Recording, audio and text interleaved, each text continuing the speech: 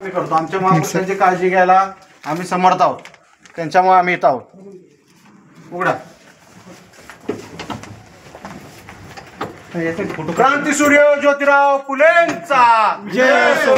क्रांतीसूर्य ज्योतिराव फुलेंचा विजय असो. डॉक्टर बाबासाहेब आंबेडकरांचा विजय असो. जय जय जय जय जय भीम. जय भीम. जय भीम. सर सर का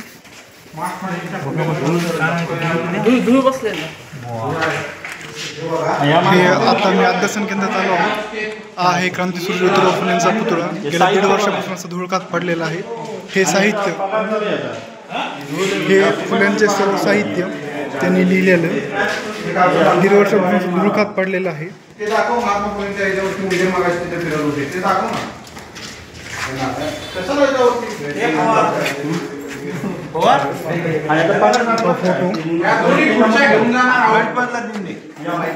फुलांचं साहित्य बघा ना काय काय अवस्था आहे.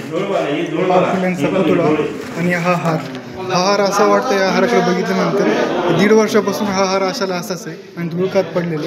जे साहित्य फुलांनी बहुजनांसाठी लिहिलं ते साहित्य इथं विद्यापीठाद्वारे दुर्लक्ष करून पूर्णपणे दाबलं जात आहे. आम्ही काय ह्याच्यासाठी करत नाही. हे ज्योतिराव फुले अध्यासन केलं ज्यांना काय परिस्थिती करून ठेवली सांगा. मगाशी सर इथं मंदिर होता महात्मा फुले आणि काय करायचं सांगा. आम्ही काही विद्यार्थ्यांसाठी सर विद्यार्थ्यांच्या फंडात द्यायला पैसे झाले. तो अध्यासन प्रमुख काय म्हणतोय मला तिकडचा की माझ्या पगाराशी तुमची लेणं देणं आहे. हो 6-7 महिने तुम्ही येत नाही. एकदा पण एक दिवस आलेलं नाही, ते ओपन केलेलं नाही. कुठल्या भरोश्यावर चालू आहे सांगा. तुम्ही सांगा काय करायचं. हे आता पावसात बसवले सर आम्हाला. एवढा संघर्ष करायची वेळ आली पाहिजे का सांगा. त्यांच्या नावाने हे विद्यापीठ आहे, त्यांच्यासाठी असा संघर्ष करावा लागला असेल तर ह्यासाठी अजून काय वेदना होती सांगा आम्हाला.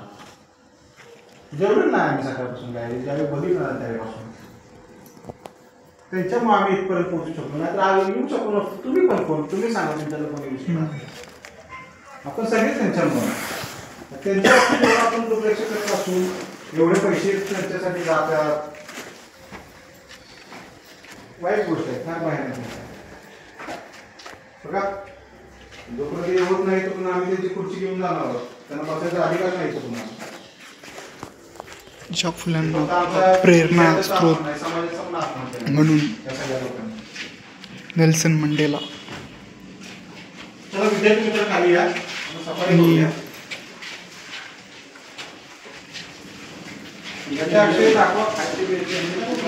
ज्या फुलांच्या साहित्यातून आफ्रिकेतील दक्षिण आफ्रिकेतील नेते नेल्सन मंडेला ज्यांना आदर्श मानायचे असे ज्योतिराव फुले, तसेच अमेरिकेचे माजी राष्ट्राध्यक्ष ओबामा ज्या फुल्यांच्या साहित्यातून प्रेरणा घ्यायची, हे विद्यापीठातील अध्यासन केंद्र आणि फुल्यांच्या साहित्यातील अशी अवस्था. यातील हे सत्यधर्म, सार्वजनिक सत्यधर्म पुस्तक जे फुलांनी डाव्या हाताने अर्धांगवायू झालेलं असताना पूर्ण केलं. हे साहित्य अशा प्रकारे इथं या साहित्यांची अशी अवस्था आहे विद्यापीठात.